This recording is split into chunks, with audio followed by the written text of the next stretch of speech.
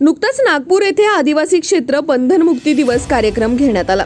या कार्यक्रमात राज्याचे माजी मंत्री शिवाजीराव मोघे यांनी आदिवासी माना समाजाबाबत काँग्रेसची सत्ता आल्यास हाय पॉवर कमिशन नेमून अनेक जातींचा अनुसूचित जमाती प्रवर्गात चुकीने समावेश करण्यात आला आहे, त्यात माना समाजाचाही समावेश आहे, तेव्हा या समाजाला आमची काँग्रेसची सत्ता आल्यास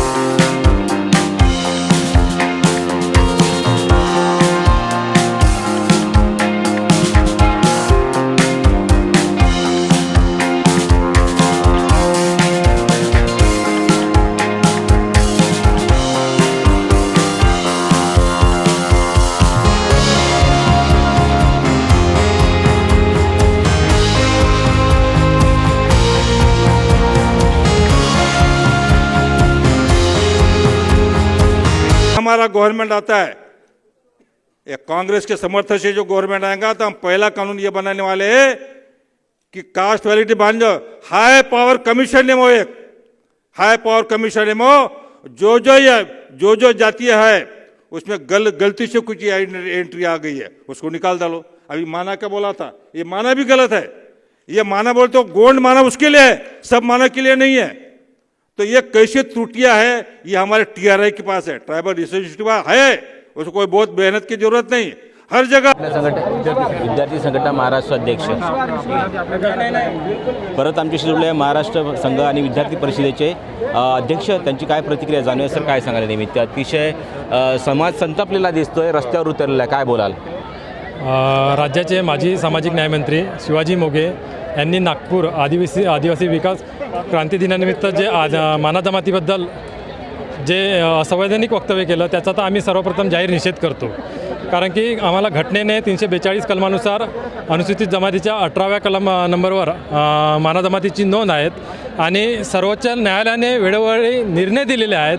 त्याच्यामुळे शिवाजी मोघेंनी सुप्रीम जज बनण्याचा प्रयत्न करू नये आणि त्यांनी जे काही वक्तव्य आदिवासी माना जमातीबद्दल बोललं आहे त्यांनी त्याची जाहीर माफी मागावी, अन्यथा याच्यापेक्षा आम्ही तीव्र आंदोलन करू। या ठिकाणी बघू शकतो की शिवाजी मोघे जे सामाजिक न्यायमंत्री माजी होते त्यांनी आमची जाहीर माफी मागावी अशी सुद्धा मागणी येथील विद्यार्थी संघटनेच्या महाराष्ट्राच्या अध्यक्षाकडून सुद्धा करण्यात येत आहे। या ठिकाणी बघू शकतोय वोरा तहसील कार्यालयाचा हा परिसर, समाज बांधव एकवटला आहे या ठिकाणी। नमस्कार, मी हितेश राजनेरे, वोरा शहरातील तहसील कार्यालयाचा हा परिसर। नुकतंच या ठिकाणी माना समाज बांधवांच्या ठिकाणी मोर्चा निघाला आहे, नेमका हा मोर्चा कशाबद्दल होता आपण जाणण्याचा प्रयत्न करणार आहोत। भाऊ, नेमकं या मोर्चाबद्दल काय सांगाल? माजी राज्यमंत्री माजी सामाजिक न्यायमंत्री जे होते शिवाजी मोघे यांनी नागपूरमध्ये माना जमाती संदर्भात चुकीचं आणि असंवैधानिक वक्तव्य केलं। त्यामध्ये त्यांनी हे माना गलत है, इनको निकाल डालो अशा पद्धतीचं त्यांनी वक्तव्य केलं। या वक्तव्याविरोधात खरं तर हा मोर्चा माना जमातीने आयोजित केला होता।